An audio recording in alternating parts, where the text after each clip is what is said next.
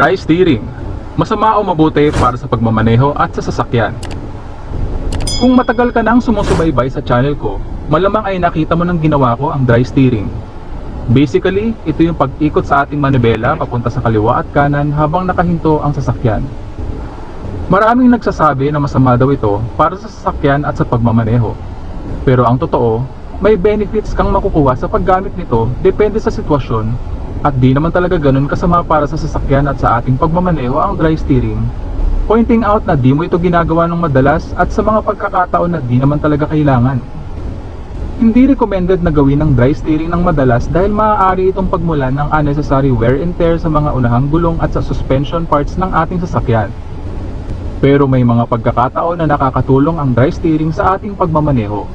Kagaya na lamang ng pag-execute ng turning maneuvers like U-turn, 2-point turn, 3-point turn at 5-point turn.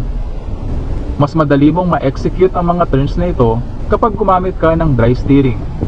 Ang masikip na kalsada na kailangan ng 5-point turn ay kayang gawing 3-point turn kung gagamit ka ng dry steering.